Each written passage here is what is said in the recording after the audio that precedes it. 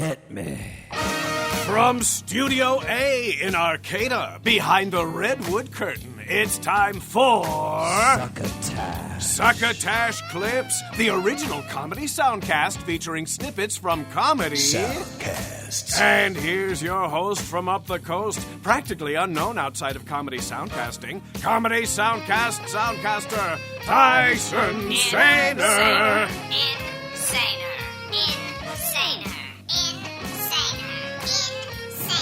Saluton to all of you, faithful Succotash listeners, second-timers, and people just trying out the podcast app on their phone. Is it Google Play? Spotify? Some other thing? However you listen, I'm grateful to you for it. I'm Tyson Saner and I'll be your host for this Clips episode of Succotash, the comedy soundcast. I've assembled clips from a few soundcasts I've enjoyed recently, including Bad Science, In Poor Taste, Vinyl Emergency, Welcome to Television, Defunctland, and This Sounds Serious. We've also got a single shot of Raging Moderate Will Durst First a Durst segment and a classic Henderson's Pants advertisement. Ready? Let's dig in. Leading the pack tonight, Bad Science by Seeker, hosted by Ethan Edenburg. Now the iTunes description of this show reads, each week we pair a comedian with a scientist to break down the scientifically inaccurate elements of popular movies and TV shows. Warning, there will be spoilers. Sounds good to me. Here's a clip from episode 2, Back to the Future with Doug Benson, released May 8th, 2018, whose description reads, Calling all time travelers. In this episode, Ethan sits down with comedian Doug Benson, from Doug Loves Movies, Getting Doug with High, Super High Me, and physicist Robert Hurt from IPAC, and string theorist Christoph Uhlmann from UCLA, to discuss the beloved film Back to the Future. We learn about wormholes, electricity, time travel, and a whole lot more. There's also contact info, which I will share after the clip. Roll clip. So I want to play a clip here. We have a segment called Carl Say Again. Carl Say Again? So in a lot of these sci-fi films, there's a lot of jargon. There's always a part where the scientist is just spewing off some crap that nobody really understands. So here's the clip that I found from Back to the Future, and then hopefully you guys can help us break it down. Marty, here's what we gotta do. This is heavy duty, Doc. This is great. Does it run like on regular unleaded gasoline? Unfortunately, no. It requires something with a little more kick. Plutonium. Plutonium. Wait a minute.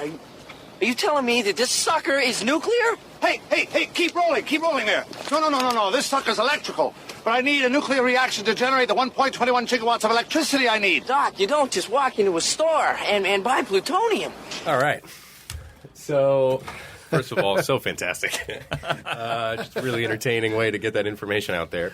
So secondly, they're talking about plutonium. Plutonium, all honesty, is something I know absolutely nothing about. Totally zero. I don't know how much you guys know. But it's probably safer to not know too much about it if you're not trained. Okay, great. So yeah, not trained. And also you'd be getting it from really bad people.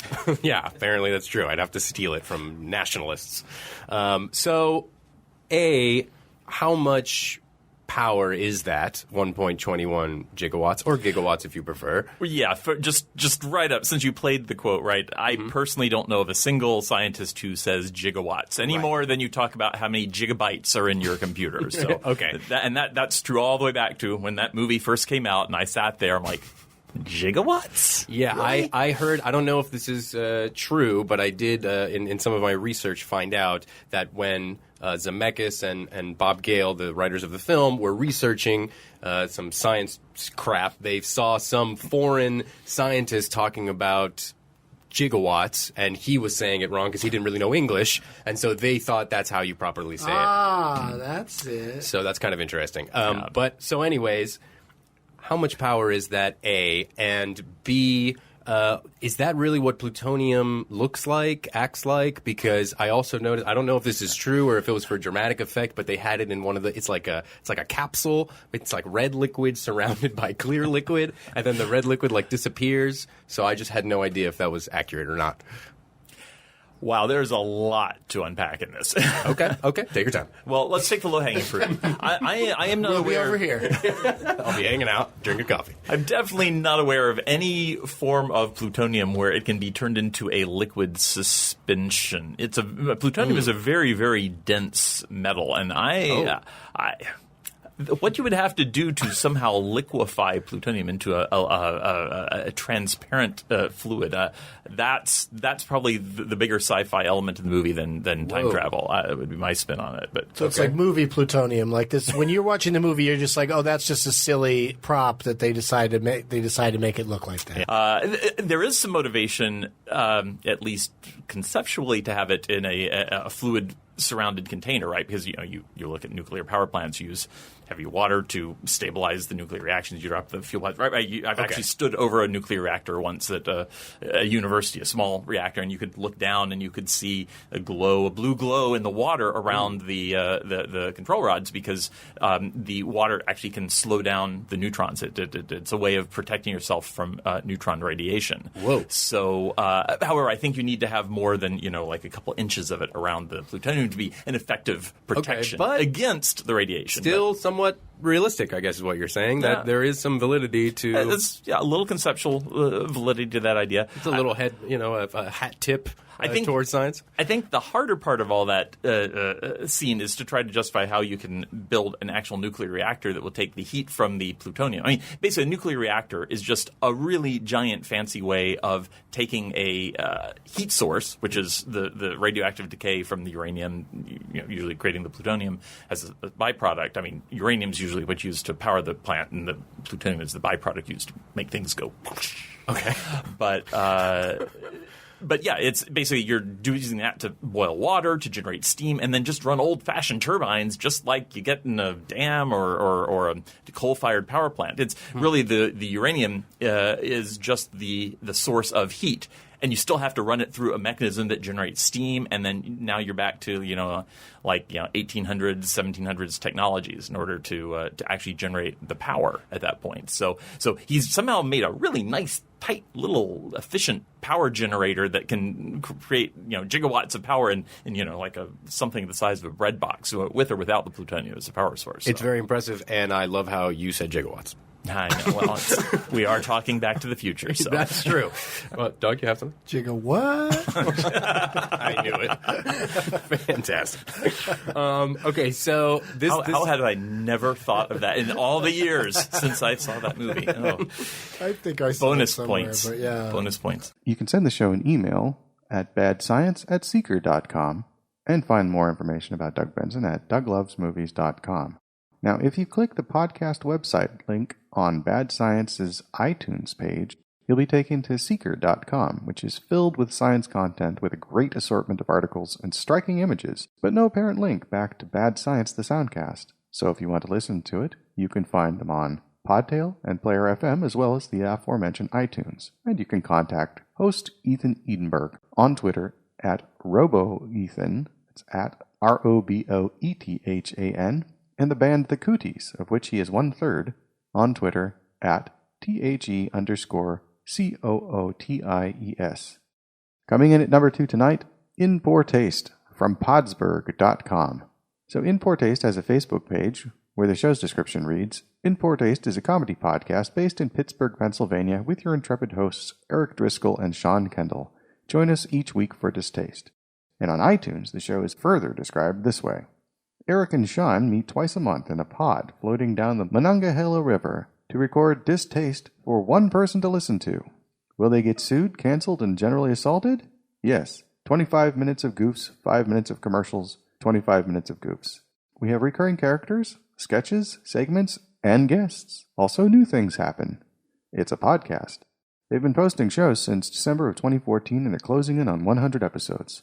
This clip is from episode 96 from April 27th, 2018. You want to talk about nostalgia now that fanny pack takes it back. Oh, God. Yo, I'm going to take it back with the fanny pack. Okay, continue.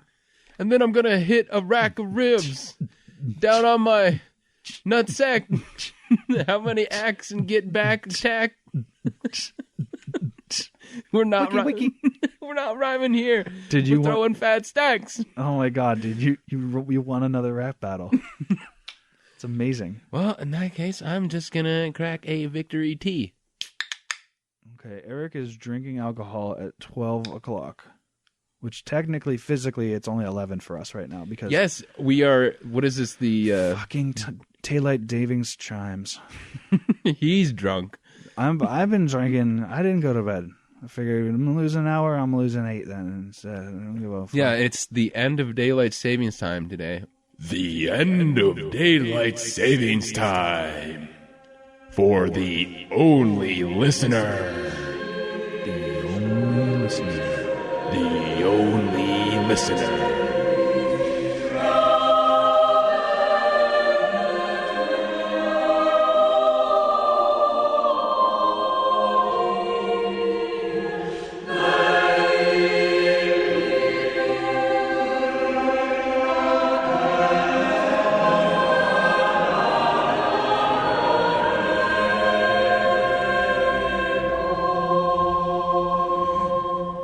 So set your clocks back an hour, folks, because we just lost one. And don't forget to drink beer at 12 o'clock in the afternoon. And if you haven't set your clock back an hour, you're late. You've been late for 2 weeks out, or maybe 3, depending on how long it takes for this episode to get out. That's true. That's true. If this is why you're setting your clock back an hour, your life has been fucked for a while. Yeah, you probably don't have a job. If you're wondering why you lost your job. Yeah, I know why. That's why, because you've been an hour late for 3 weeks. Yeah, dumbass. Your kid hates you now because you forgot, or you were an hour late picking him up from school for 3 weeks straight. Yeah, your wife is now filing for divorce for like totally neglecting your kid. Well, that, and it took you an extra hour to make her come. She can't. She doesn't have time. She doesn't have that extra hour. She times her orgasms to the clock. Yes. Wow. She has a very tight schedule. Convenient, and if you run an hour over, if you don't have her coming in an hour. Yeah, she's gone. She's out. She's got a tight schedule. Oh yeah, she does. Yeah. Oh, you know what I'm saying? Yeah, I know what you're saying. She got a real tight schedule. See what you did there. there. You know what I'm saying? Oh, she got to come right at 5 o'clock. Oh, which is really inconvenient because that's like right when she's finishing up work. Oh God, can you imagine? It's 5 o'clock. She's coming. Like everyone else is like, all right, Susan, see you tomorrow. That is really inappropriate. 5 o'clock somewhere. Oh God! It gives you a whole new meaning to that song. Then she could song. Yeah, there's a song. There's a shitty country song. Oh well, there's a shitty country song that's called every short phrase that's ever been uttered. My dog died. Yeah, exactly. Oh. So this is the daylight savings time episode extravaganza. Yeah, here we are an hour later than normal and physically at the exact same time. So figure that one out. Woo! It is 12:06 p.m. and also 11:06 a.m. according to our bodies. We've lost an hour of sleep. I mean we pushed it back. We pushed it back. We had to push back the start to 11. But it's still 10. Technically. Physically. Our bodies think so. Yeah. I agree with my body. I don't know about you. Sometimes. I'm body positive. There's sometimes that I don't agree with it. You have to yes and your body, Eric. Yes and? Life is the ultimate improv. I like that. What is that? Is that a Buddhist? I think it was the famous Buddhist monk. Yes, and? I just mentioned his name. God, my brain is failing me. Matt Besser. Hang on. Let me come back at that again. The famous Buddhist monk, Matt Besser. And then I'm going to edit in your laugh after that. And then here we go. Give me an extra one. Yeah, thanks. Yeah, he I didn't know he was a monk. Life is one large improv scene. Long form, specifically. You can visit what appears to be the show's main site at www.podsberg.com/inpoortaste. And after noting the credit given to their producer, J-Pro, you can click Episodes at the bottom of the page for their episode archive. Or you can find them on Stitcher or Player.fm. And you can follow the show on Twitter at InPoorTastePod. That's InPoorTastPod. It's time for our burst of Durst for the show. This one is called The Birthday Boy, in which our intrepid correspondent lights some candles and offers up a few gift remarks. Hey guys, Will Durst here with a few choice words about the continuing investigation by Special Prosecutor Robert Mueller, and those words are, Happy birthday, baby! You are now 1 whole year old. Who's the big boy? You're the big boy. Yes, you are. The proper gift for a first anniversary is supposed to be paper. But you probably don't need any more of that, considering the file cabinet's full of documents you've already collected and stashed in humidity-controlled warehouses all over the leaky swamp that is Washington. The modern alternative is a clock, but neither can that be one of your priorities, as half the civilized world is reminding you how late it is while pointing at their watches, trying to encourage a modicum of alacrity. But hang on, folks. There is no timetable for justice. This could be the first at-bat in an extra-inning game. Thus far, 19 people and 3 companies have been charged with crimes, including a national security advisor, 13 Russians, a couple of aides, the son-in-law of a Russian billionaire, and the president's former campaign manager. And 5 guilty pleas have already been entered, and the chances that some people are talking their heads off is about equal to that of finding seagulls in a dumpster behind a fish cannery. The president and his designated barky dog, Rudy Giuliani, both say it's time to wrap things up, but many of us won't be happy until someone in the Trump administration is photographed with a trench coat draped over their handcuffs as they're perp-walked into federal custody, and you're just the guy to do it. So happy birthday, Robert Mueller's investigation, and many more. Who wants cake?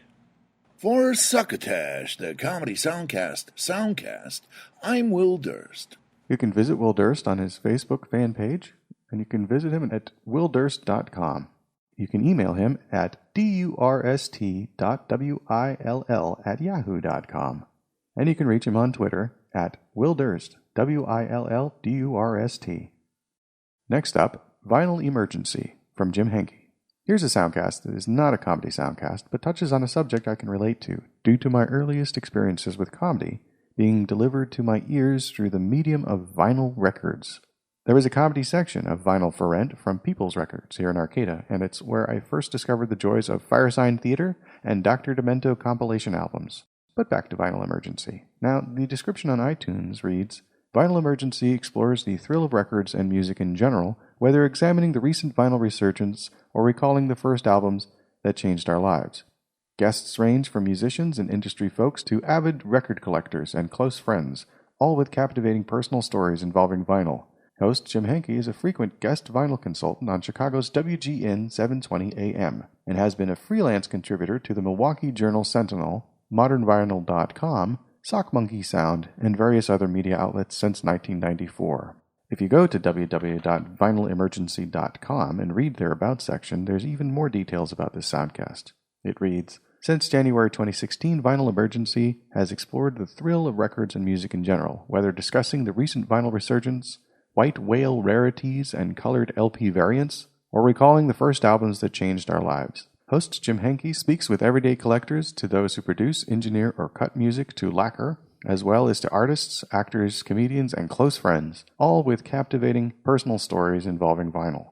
Guests have included Roseanne Cash, Dave Porter from Breaking Bad or Better Call Saul, Benmont Tench of Tom Petty and the Heartbreakers, Creed Bratton of The Office and the Grassroots, Brian Snack of The Late Show with Stephen Colbert and Conan, Lydia Lovelace, Ted Leo, Autumn DeWild, Strand of Oaks, Lily Hyatt, Matthew Sweet, Jimmy Pardo, David Bazan, The Secret Sisters, Into It, Over It, and many more. This clip is from episode 61, where Mr. Henke interviews Speech of the musical group Arrested Development, published on January 22nd of 2017.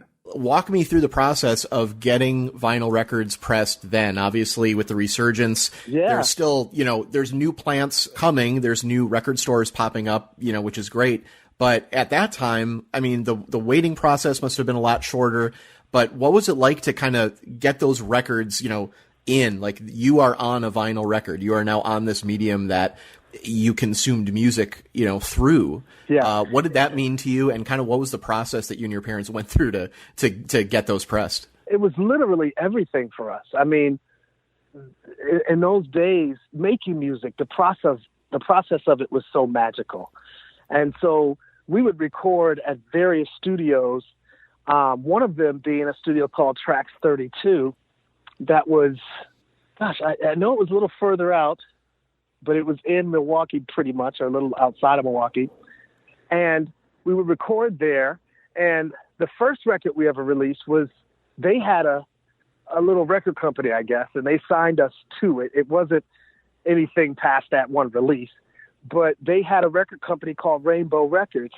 And they were the ones that initially, our very first release, they pressed up for us and we released it. And then our second release with my group Attack was a single, well, it was a 4-song single, or EP maybe. And it had a song called My Car. And that song, or that little EP, we did ourselves. And we met a man out of Detroit who actually was quite famous, named Juan Atkins, who did electronic type of music. And he did a really huge song, produced a song called Clear back in the days. And because we didn't know where else we could get records pressed, he would then press our second record for us. But then all the records after that, we would record in Tracks 32 studio. And then after that, we would, and I forget the name of the company now, but yes, we would get it pressed up mastered and pressed up. And it was an amazing journey. I mean, just an amazing process. And I don't know, just there wasn't instant gratification like there is today with Pro Tools and producing the way we produce and being able to release it on the internet the moment you finish it. Right. So, you had to wait, but you're right, not nearly as long as you would have to wait today, which is months now. But back then, I don't know, it might have, if I can remember correctly, it might have been 2 to 3 weeks or 4 weeks tops or something like that. Which really is nothing comparatively now. Exactly. It's crazy. Now it's almost a year, to get a record back to you. These groups that you worked with as well as Attack, if you guys were doing shows, were those at like parks, or how were you guys actually performing when you were that young to kind of build an audience and stuff? It's funny that you mentioned that. I don't know the legalities of it, but somehow or another, we were performing at clubs that probably don't exist now, but a club called Papagayos used to exist back then. We performed there. We would perform at like UWM, the ballroom. Yeah. We would perform at, of course, St. Agnes's gym. Obviously, some basement parties of just various students and their parents would let us have their house. VFW. Some of these things, of course, I don't even know if they exist anymore. But we would perform at a place called the Palace, which was a roller skating rink back in those times. So it was fun, though. Milwaukee was, ironically, a really sort of, it was like an oyster just waiting for us to pick the pearls. I mean, there's so many great places, and it wasn't being used in the way that we were using it. So it was just pretty much a wide open place. It was almost, it's like a virgin territory for us. Yeah, yeah. And we really took advantage of so many little venues and halls, and some of them I'm forgetting now. Obviously, that's 40 years ago. Right. Not 40 years ago, but 35 maybe. I don't know. 30 years ago. Yeah. Well, and there's so much tied between. Like, I went to several shows, I guess, that you would consider punk rock kind of shows and everything like that at Shorewood, Shorewood Legion Hall would be one. Legion Hall, yeah. Is there a place called Skank Hall still or something like that? Shank Hall, yeah. Shank Hall still exists. Shank Hall. Yep. Gosh, there was a thriving for a while. There was a really curiously thriving ska scene. I remember those days. Like the Pacers, the Invaders, Little Blue Crunchy Things, bands like that. So I remember that kind of stuff, but it's just really interesting when you've got such varied styles of music, hip hop and the stuff that you guys were doing, but then on the other side you've got kids who are into punk rock setting up the same shows, but everybody just wants a place to play and to make it feel legit. Exactly. And not like you can't always play in somebody's basement. Those are always great, but exactly right. Yeah. And if you'd like to hear more, you can listen to them on Stitcher, iTunes, Spotify, hey, we're on that, Player FM, and SoundCloud. And you can go to www.vinylemergency.com. That's VINYLEMERGENCY.com. Alrighty, coming in at number 4, we've got Welcome to Television from The Angry Chimp. Longtime listeners of Succotash may recall the soundcast known as The Angry Chimp. We played a clip of them back on episode 84 of Succotash. Episode 84, as you may recall, featured original Succotash host, now executive producer, Marc Hershon, clips of about 6 soundcasts, and an interview with Greg Fitzsimmons. Welcome to Television is a different sort of soundcast to The Angry Chimp, and its iTunes description sums it up this way. Have you ever been watching TV and thought, I wonder what 3 idiots think of this? Well, you're in luck. Stu, Mick, and Monty take a look at what is happening in TV in Australia, and then they speak about that look, hopefully in an entertaining and informative way, but more likely in a way that makes you say, these guys have a show? The first episode of Welcome to Television debuted on iTunes on April 20th, 2018. This clip is from their second episode, Ramjet's Pingas, published on April 26th of 2018. I tended to watch a lot of kind of British stuff when I was young, like Blackadders, that kind of thing. Young Ones. Young Ones, a lot of Young Ones. Oh, Men Behaving Badly. Yeah, a lot of that kind of stuff. Monty Python even, obviously reruns. I'm not that old, but, you know. Lovely. Yeah, and then what about Aussie stuff? Did you watch much Aussie stuff as a kid? What about Round the Twist? Oh yes. Round the Twist was great. Yeah. Round the Twist was one of the best. That's I was thinking of that. I wrote down some shows, and Round the Twist was one of them. Another one of them was that I think we're of similar age. We can relate to that kind of ABC afternoon block. You get home, you watch Round the Twist. I remember watching a very early series of Degrassi Junior High. A lot of that pre-Drake Degrassi Junior High. That was taught me all about the world. The kids were going to buy condoms and stuff like that. Caitlin's a lesbian. Yeah, exactly. One of them got killed in a car crash, I think, or maybe a boat crash. I don't remember. But for Australian, I was thinking, and I watched an episode of this the other day. Holds up. Heartbreak High. Oh yeah. Oh, Heartbreak High. Jurassic. Jurassic. Great news. Nothing wrong with a bit of Jurassic back in the day. Yeah. Captain Planet, I know it's not Australian, yeah, but... Widget the World Watcher.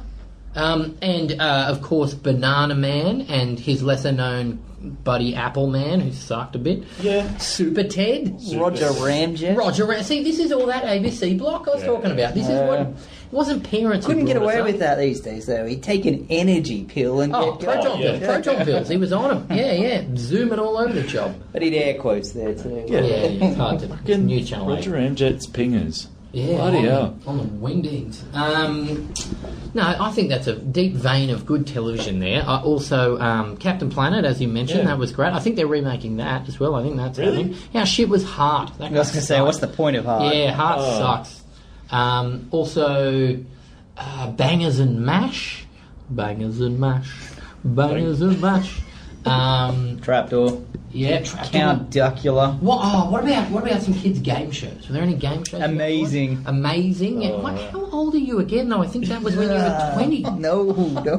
You just had a really late upbringing of television. What was that one where you had to... There's all these tasks. You had to get these keys from going through a maze. Amazing. Yeah, that's probably what I'm talking about. Mm-hmm. It's bizarre. So what do you think of the fact that, you guys sounded really excited to be talking about those shows then. What the kids of today, they're just not going to have that same kind of experience where they all have a communal kind of thing that they can bond over and a shared experience because, obviously back in our day there were 5 channels. Yeah. And you didn't really see anything outside of that. It's a different world now, man. I think they're all watching on, Netflix or on demand. They watch what they want to watch. Kids, I reckon, watch what they want to watch when they watch. And, I don't know, it's a jaded, old, curmudgeonly view, but I think childhood is shortening and you're watching more adult things at a younger age. But maybe not, I don't know. Yeah, well, particularly on Netflix if you have a shared account in your house, the kids just need to kind of flick it to the left. Yeah. Go on the adult section, and that wasn't very hard. No. No, I walked in to see my 6-year-old watching after porn. Really? No. Oh, okay. But still, he could. He could. That's the thing. He could. Yeah. What's after porn? Documentary. Yeah. Smells a lot of tissues. Now, what I wanted to bring up on that topic was also a lot of the things we mentioned were free-to-air shows. Yeah. I don't think, as you were saying, that there's any... Maybe there's not, we're not kids, but I don't think of any free-to-air shows that kids... Like the Sunday Simpsons I was talking about. Every Monday at school, be discussing The Simpsons. Be talking about what happened the last night on that episode, how funny was that, making the jokes, that kind of thing. I don't know if that happens anymore. No. I mean, we would talk about, like, comedy. Comedy was our kind of thing. So, The Late Show or Frontline and stuff like that. We would talk about... Yeah. But, again, that was just pre-internet. Yep. And then, kids these days... Kids these days. Now, part of that topic we wanted to bring up was asking to learn more about ourselves. What kind of shows do you guys watch now? What are you into at the moment? I tend to watch what my wife tells me to on Netflix most of the time. Fair play. So it's basically all the big popular ones on Netflix. The various places you can find Welcome to Television include wooshka.com, which is www.wooshkaa. The Angry Chimp past episodes can be found on Stitcher, theoretically, and over at ozpodcast.com.au from Australia. And you can reach the show on Twitter at Welcome to TV Pod, WELCOMETOTVPOD. Oh, Brad, I wish this moment could last forever. Oh, I wish it would too, Letitia, but you'll have to excuse me. I have to go to the bathroom. Jack Bauer wouldn't have to go to the bathroom, especially at a time like this. Jack Bauer? The guy from 24? In 8 seasons, that guy saved the world over 23 times and never once had to spoil the moment by having to go to the bathroom. Gee, I wish I could be more like Jack Bauer. Me too, Brad. The wedding's off. Now you can control your bladder just like TV Special Agent Jack Bauer with the Bow Trow from Henderson's. Modeled after the actual trousers worn by Jack Bauer of the hit TV show 24, the Bow Trow allows the wearer up to 24 hours of complete bowel and bladder control without pain, discomfort, or permanent damage to sensitive intestinal or urinary tracts. Before Bow Trow, avoiding embarrassing moments like these could only be achieved after months of difficult exercises, painful catheterization, or bulky adult diapers. But now, thanks to the same fabrics used on U.S. government restraining tables, the Bow Trow gently but firmly puts that call of nature on hold, freeing you up to save the world or just your little piece of it. It's a beautiful moon tonight, Brad. And if you'll notice, we've been staring at it for over 6 hours. Yes. Thank you, Bow Trow. Bow Trow from Henderson's. Innovation in trousers and pantaloons since 1896. And now back to more of Succotash. The next offering for the show is a soundcast called Defunctland by Kevin Perjurer. The iTunes description reads, join Defunctland creator Kevin Perjurer and guests as they discuss theme park attractions of the past, present, and future. Again, not a comedy soundcast, but quite interesting to anybody who's interested in the things I just mentioned. So Defunctland has been a soundcast on iTunes since August 14th of 2017, but my first experience with Defunctland as a program was a series of documentary videos on show creator Kevin Perjurer's YouTube channel. I have a bit of a fascination with amusement park rides and attractions, particularly dark rides and their designs. That's how I stumbled across this collection of entertainment. So this clip is from episode 5 from October 2nd, 2017, which is an interview with puppeteer, artist, and former Disney Imagineer Terry Hardin, and features part of a longer story about what it was like working on the spectacular attraction from George Lucas, Francis Ford Coppola, and Michael Jackson, Captain EO. Specifically working with Michael Jackson. Finally, Michael comes in, and he's followed by a huge entourage, and he's so sorry. He's got this thing that happened or that thing that happened. He's so sorry he's late, and he takes a seat. The only seat available was next to me. I have to tell you, puppeteers are stinkers. We are always looking to do something fun and silly. Michael sits down. I say, hello. And he looks at me very surprised and says, hello. And I said, are you all right? And he says, excuse me? And I said, "Are you okay?" And he says, "I'm okay." And he turns to Francis and says, "Excuse me, but may I record this reading?" And Francis says, "Of course, Michael." Now, Michael has 3 people in his entourage. We will call them hear no evil, speak no evil, see no evil. Each one has a job, of which I don't know. But I automatically look to Michael to pull out a tape recorder and push record. But no! Hear No Evil runs from his position on the side of the theater, of the sound stage, forgive me, and places a microphone in the middle, pushes play, and disappears. Whoosh! Recorder, play, whoosh, gone. And I look at Michael and go, "What the heck was that?" And Michael says, and then we start to read. So as we're reading, everything is going along swimmingly, and then Michael Jackson has trouble, and I look over, and he's got the pages of the script all messed up. So See No Evil runs forward, grabs the script, hands it to Michael, gone. Whoosh. Fix the script, whoosh, gone. And I go, "What the hey?" And Michael looks at me and goes, and then he continues reading. So we continue on, and he says, I have brought you this,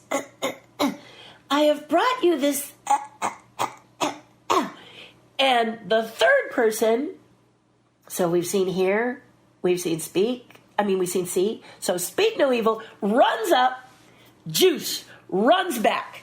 And so whoosh, juice, whoosh. And I go, okay, that's it.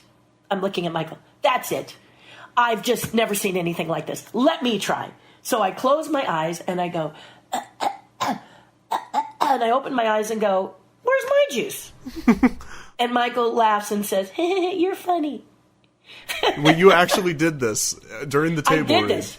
Sitting right next to him. Or you weren't even reading lines. I'm not reading lines. I am being, probably for Francis Ford Coppola, Francis has no idea what I'm doing. He's just like, I don't even know what he was thinking. But Michael was like, who is this person I got planted next to, I'm sure. So I said, "Where's my juice?" And he says, "You're funny." So later on in the reading... That's a perfect impression, by the way. Yeah, well, So this was my first introduction to Michael. Then my second introduction was that Francis Ford Coppola likes to do improv with his actors. And I chased Michael all over the sound stage because I played a whip warrior and I happened to work the whip very well. So I turned to Michael, I cracked the whip over his head and said, "Run." So I'm chasing him all over the sound stage going, "Run, Michael, run." And he's like, "Oh, oh, oh." And Francis is like, "Terry, we're not here to terrorize people. Cut it out and get over here." So I came back over and I said, "Well, I was just getting into my character." And he's like, "Fine, whatever." But Michael was a very sweet, wonderful, generous, dear person. And he was about, in all due respect of music and everything, I'd say if I talked to him like my 12-year-old son, we did great. So although he was only 1 year younger than I was at the time, he was very much a child. But a really talented dancing, programming, music designing, amazing genius. Michael is just this energetic, sweet nut. In fact, he liked to play practical jokes on people. And because I would pretend to be affected by them, he was always tracking me down to play practical jokes. Now you can visit Defunctland at defunctland.com. That is DEFUNCTLAND.com. Now, host Kevin's goal is to recreate these defunct attractions in a virtual space so the public can get an idea of what it was like to experience them. Defunctland was also featured in an article on sci-fi.com, which you can find in this episode's description at www.succotashshow.com. You can also find the show at Podbean, and the YouTube channel can be found by searching Defunctland. And one more time, that is DEFUNCTLAND. I personally hope he really reaches his goal, because I'd love to visit some of these places that don't exist anymore in a virtual way, especially the way the virtual reality is going lately. And our final clip offering this evening is a show called This Sounds Serious. It's credited to Castbox and Kelly and Kelly.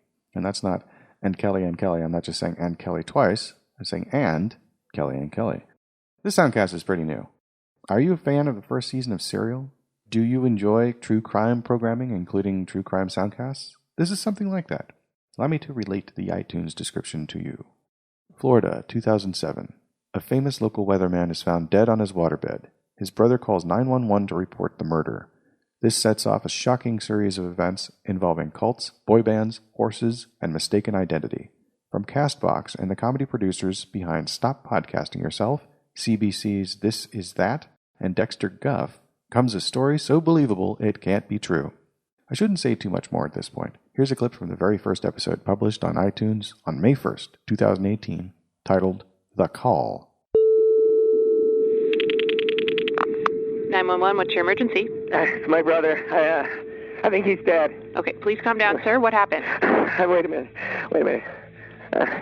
Hi. Sir? Huh? Sorry, he's not breathing. He won't wake up, and I think we need an ambulance here right to 214 Park Lane. Okay. Okay, sir. They're on their way. Are you okay? What? Are you okay? I'm fine. How are you? I need you to hang on the line, sir, okay? What's your name? Oh, please hurry. Sir, I need you to calm down. What's your name? Oh, God!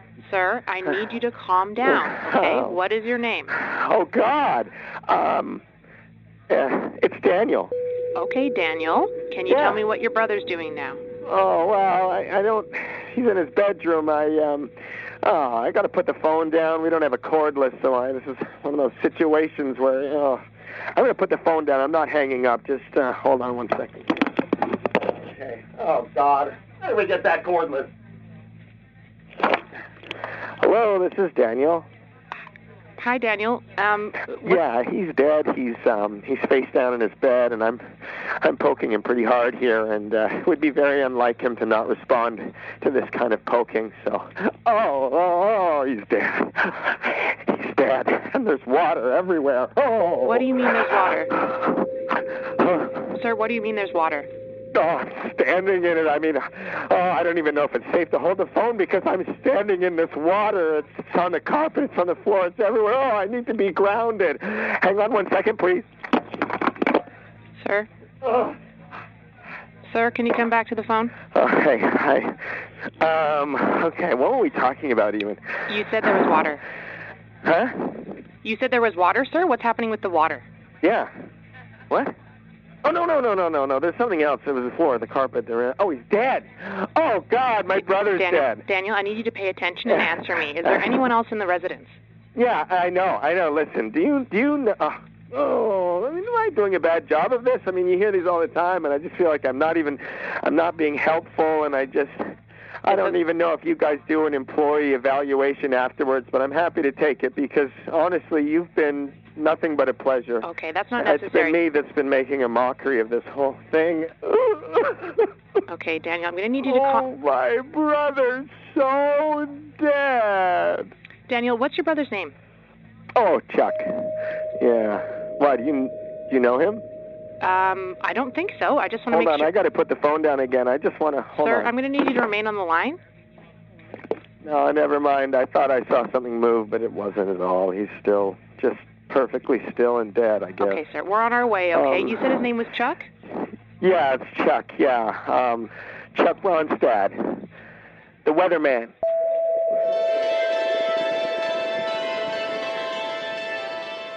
That's the 911 call placed to Orange County Emergency Services on Saturday, January 13th, 2007, the morning Chuck Bronstad's body was discovered and ultimately declared dead under suspicious circumstances.